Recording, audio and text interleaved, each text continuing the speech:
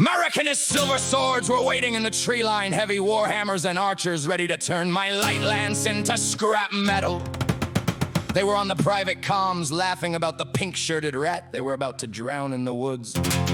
I felt that old familiar freeze, the one you get when you realize the world is bigger and meaner than you ever imagined.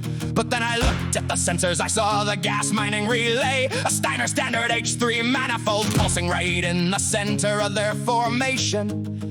It was a billion C-bill piece of infrastructure.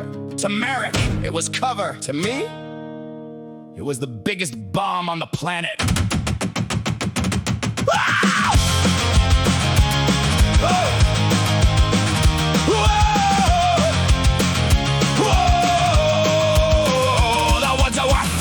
Shadows were deep while the silver swords were starting to creep.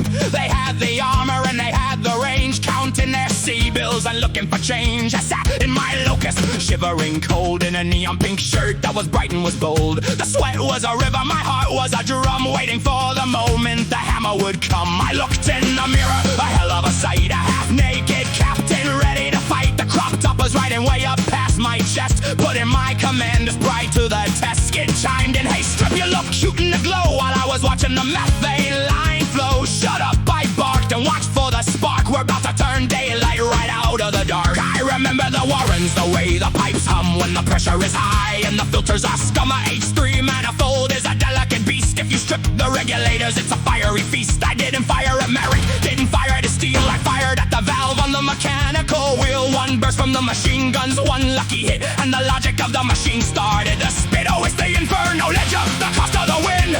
Burning the forest to save your own skin is too good to be true. A hell of a ride with a neon pink captain and nowhere to hide, with a bolt and the hammer, with a grit and the rust, turning the silver sword contract to dust.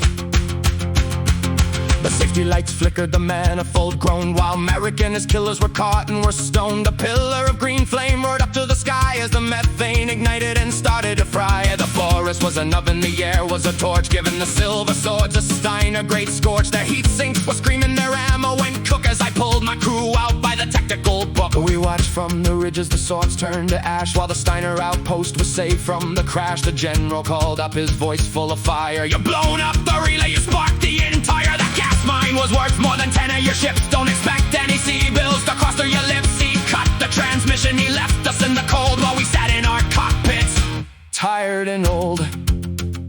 Merrick was gone, the silver swords were scrap, and we were alive. I climbed out of the locust once we reached the extraction zone. The pink crop top was charred and sticking to my ribs, and I looked like I'd been dragged through a blast furnace. Elena walked up to me, her face black as soot. She looked at the burning forest, then back at me. She didn't say anything about the C-bills we didn't make. She just reached out, pulled a loose thread from my sleeve and said, Mike, remind me to never, ever let you handle the plumbing. Then she walked away. We were broke, but we were the only ones who walked out of those woods. 0 C-bills! After all that fire, we didn't have enough for a round of drinks. I had to sell spare parts just to buy fuel for the jump to the next job. I thought it couldn't get any worse.